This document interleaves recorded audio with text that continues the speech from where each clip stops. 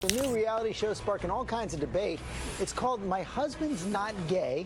It follows a group of Mormon men married to women but attracted to men. I'm attracted to my wife, for sure. And I'm definitely attracted to men. It's January 2015. A reality show airs on TLC featuring Mormon men who are attracted to other men but insist that they're not gay.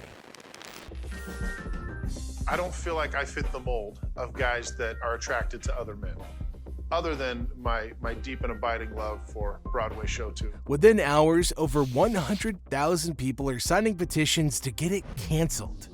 The Gay and Lesbian Alliance Against Defamation calls it downright irresponsible. Major news outlets lose their minds. But members of the gay community say that this show is sending out a harmful message. But here's what makes the story truly unhinged. What viewers thought was just controversial television was actually a carefully orchestrated propaganda campaign. When I'm out with the guys, yeah, we'll look at other guys. The cast members weren't random people sharing personal stories.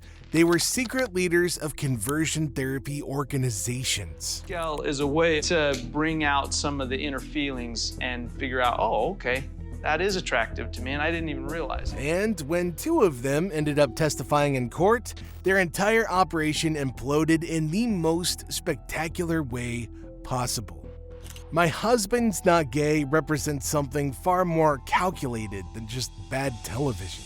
Court documents, petition signatures, and sworn testimony reveal a coordinated attempt to use reality TV as a vehicle for promoting practices that would later be ruled fraudulent by a unanimous jury. And then the complete investigation uncovers the hidden organizational connections, the legal bombshell that destroyed their credibility, the current scandal of how they're still profiting from discredited practices, and the viral TikTok resurrection that introduced an entire new generation to this train wreck. Meeting Brett and Megan for an early dinner tonight. And whenever we get together, you never know where those conversations may go. The reason this matters goes beyond reality TV drama. When major advocacy groups sounded alarm bells about this programming, they had no idea how deep the deception actually ran. Thanks. So did you guys notice anything? The show wasn't just tone deaf, it was strategic media manipulation disguised as human interest storytelling. We have a very open relationship, and this is just one more way we try to be open. And I found it's more freeing to just acknowledge, yeah, that is a beautiful man. I'd say you need a little more of the masculine butch. You need more of the all-American guy. That's your type. Well, yeah, sure. Two of the main cast would soon find themselves in a New Jersey courtroom testifying under oath about the very practices they'd promoted on national television. That is attractive to me, and I didn't even realize it. The danger scale goes from 0 to 4. A 1 on the danger scale is you notice, you look. A 2 means you looked again. What happened when they were forced to tell the truth under penalty of perjury would expose the entire enterprise as something far more legally explosive than anybody could have anticipated. The premise alone sounds like a Saturday Night Live sketch. 4 Mormon men living in Salt Lake City are attracted to other men but choose heterosexual relationships for religious reasons. I'd go higher than that. That's some danger. That's why the basketball's been fun. Some water? Thank you. Being friends with other guys that deal with same-sex attraction, it's really been helpful. Jeff Binion, Preston Dahlgren, and Curtis Brown are married to women who know about their same-sex attraction, while Tom Horrocks remains single, actively seeking a wife. The men meticulously avoid calling themselves gay, instead using the clinical term SSA or same-sex attraction. I want to meet a girl and like her and say, by the way, I'm attracted to guys. And that's what TLC defended the special by claiming they were simply sharing compelling stories about real people in different ways of life without judgment. The cast insisted they weren't advocating that others follow their example, just sharing personal experiences.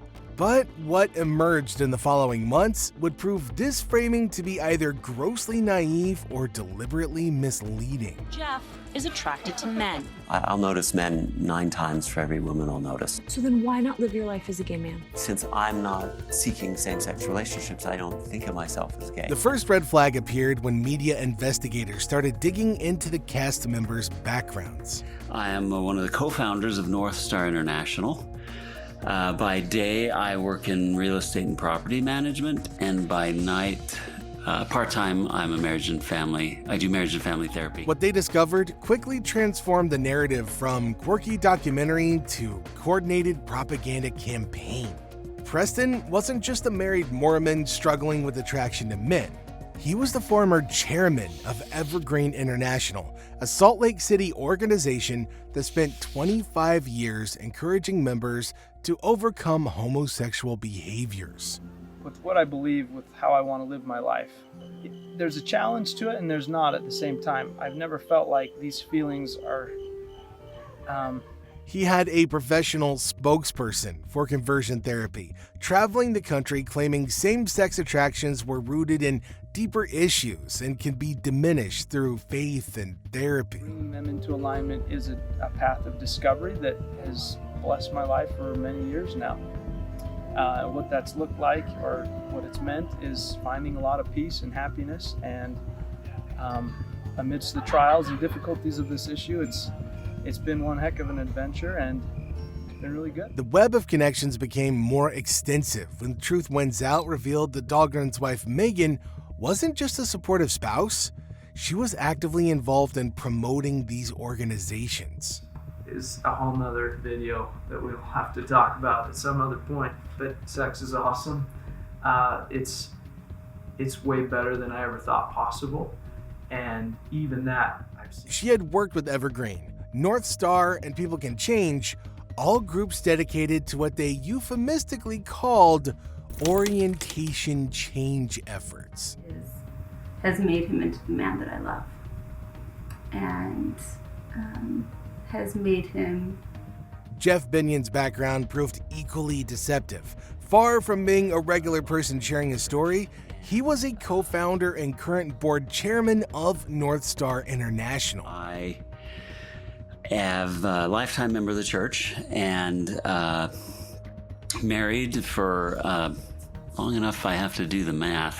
I think it was 17 years. He had written extensive op-eds defending conversion therapy practices and had been published in multiple venues promoting sexual orientation change efforts. Up some of this stuff, and shortly after that I realized that I had to face the possibility that be able to embrace my homosexuality and act on that and live as an openly gay man was a possibility. The timing raised additional suspicions. Evergreen International had officially shut down in January 2014, exactly 1 year before the TLC special aired. Rather than disappearing, its operations were absorbed by North Star International, where both Dahlgren and Binion had leadership positions. Now, most damning of all, 7 cast members, including the main participants and their wives, were found to have direct affiliations with these organizations. What TLC had presented as individual stories were actually the coordinated voices of a movement that had been operating conversion therapy programs for decades. How I choose to define myself is it's based on how I choose to live from day to day. I don't abdicate that responsibility to anybody to tell me who I am, with exception to God himself, and he defined me a long time ago, and that's the definition as a son of God that I choose to live by. The network had unwillingly provided a national platform for professional conversion therapy advocates who had carefully concealed their backgrounds and organizational affiliations. While the hidden connections were damning, the actual show content provided its own evidence of psychological dysfunction. The special became an unintentional showcase of the mental gymnastics required to maintain their worldview. The men had developed what they called a danger scale to quantify their attraction to other men. To me, and I didn't even realize it. The danger scale goes from 0 to 4. A 1 on the danger scale is you notice, you look. A 2 means you looked again. A 3, you'd be tempted to turn around and look again and again. A 4 pretty much means you're requiring restraints. 2.5. Really? I'd go higher than that. That's some danger. That's why the basketball... The husbands would openly rate attractive men they encountered while claiming the system helped them maintain appropriate boundaries. The most viral moment came when Jeff Binion attempted to explain his situation through an analogy that would follow him for years. In a television interview, he stated, For me. At the same time, I realized that God had a different vision for me that he'd shown me. I mean, I use the word vision, and I think that's an appropriate word because it was a spiritual experience. But it wasn't like, the tree of life or anything like that. Yet it was, in a way, very vivid, even if it wasn't as visual. I could see the kind of life that God wanted for me. The comparison of same-sex attraction to junk food cravings became an instant meme, perfectly encapsulating the show's bizarre logic. It was more beautiful for me than finding happiness and some measure of fulfillment with a same-sex partner. The wives also demonstrated their own forms of cognitive adaptation. In one memorable scene, Jeff's wife Tanya aggressively interrupts a conversation to correct somebody's terminology, sharply declaring "not gay" SSA. And I guess one of the most unique things about our relationship is I experience SSA, or same-sex attraction. Not gay.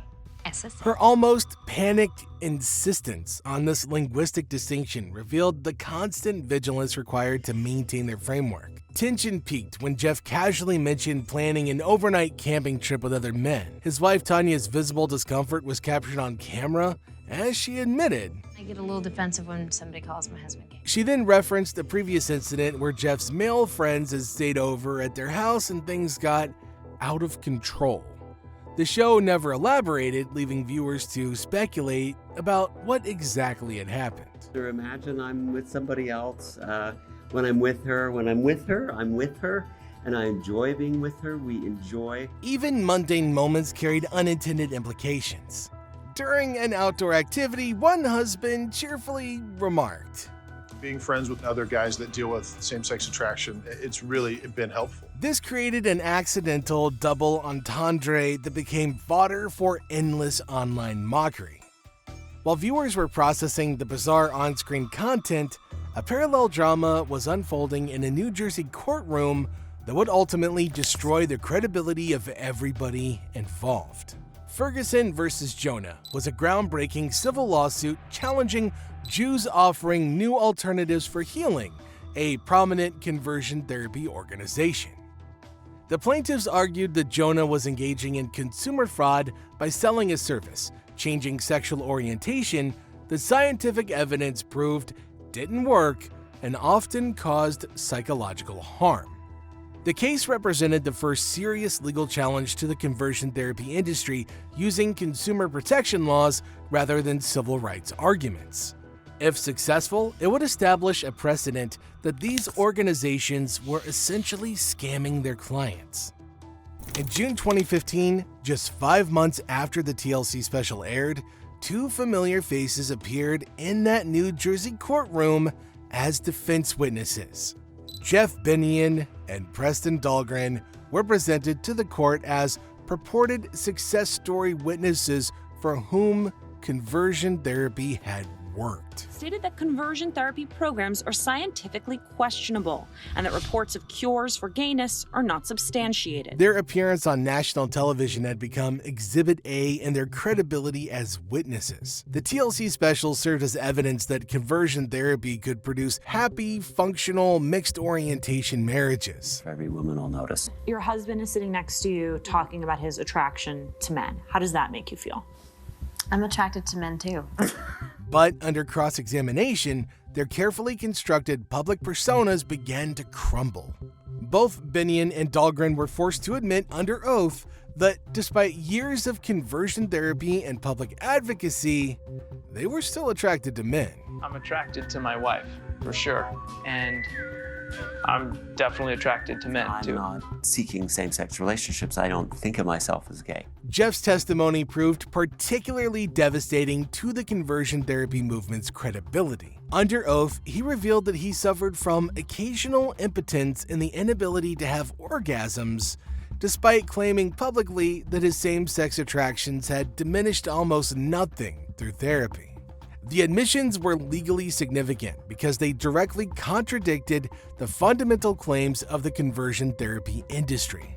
If their star witnesses were still experiencing same-sex attraction after years of treatment, what exactly were these organizations selling? If I don't stay focused on what I want to become, I'm gonna get stuck.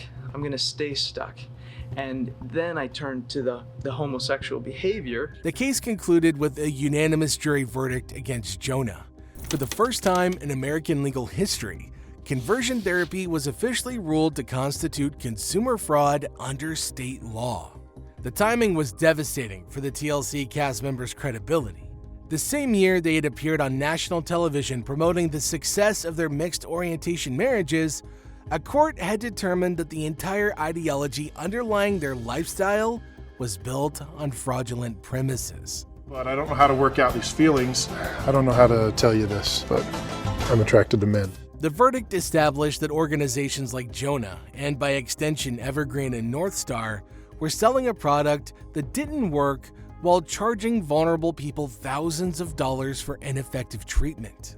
Rather than retreating from public life after their legal humiliation, several cast members doubled down by transforming their personal struggles into professional credentials.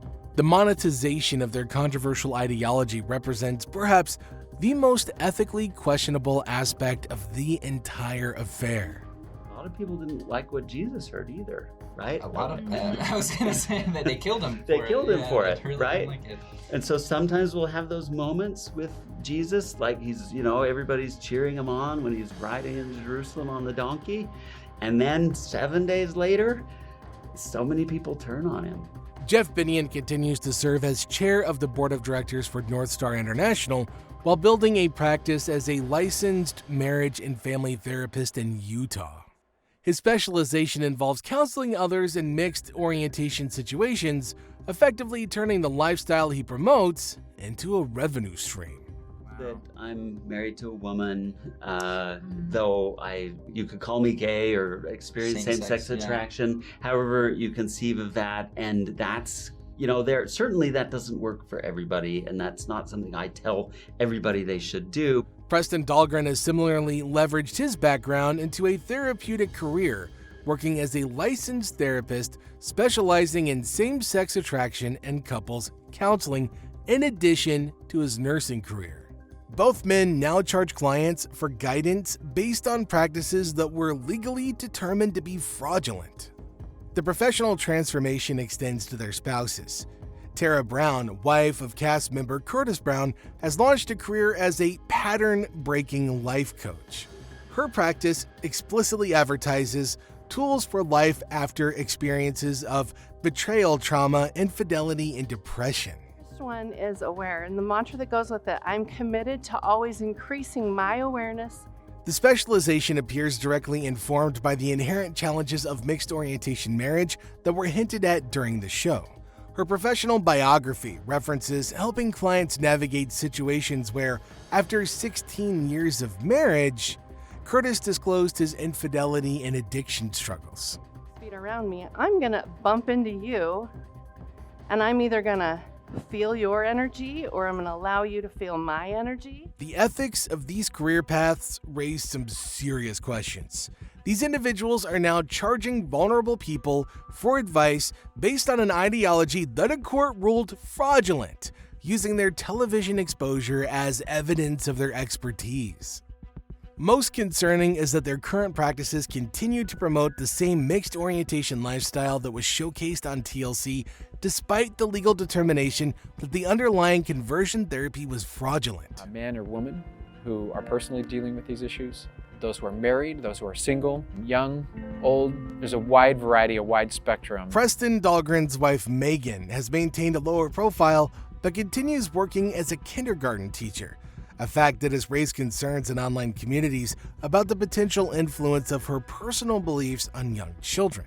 I feel like I'm the winner of life's lottery. Like, have you seen her? The story could have ended years ago, but technology had other plans. Nearly a decade later, My Husband's Not Gay went viral on TikTok after creator Julian Haggins posted stunned reaction videos.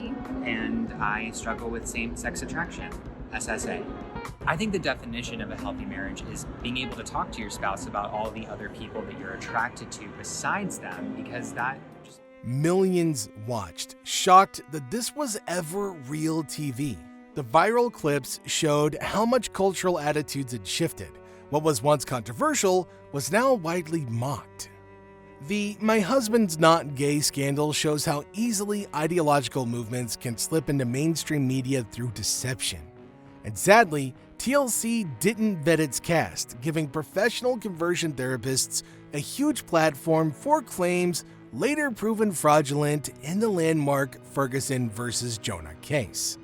And when the show's momentum went viral again on TikTok nearly after a decade, it clearly showed how the public's opinion shifted in these years. Yet, the cast's rebranding as life coaches proves these movements adapt rather than disappear. Today's going to be my first try. She was like, okay, let's hear it, Tara. Remember when over 100,000 people instinctively knew something was wrong? I had 120,000 people sign a petition saying I was bad. Just my existence was The bad. full story confirms they were right. Sometimes the biggest lies hide behind ordinary reality TV.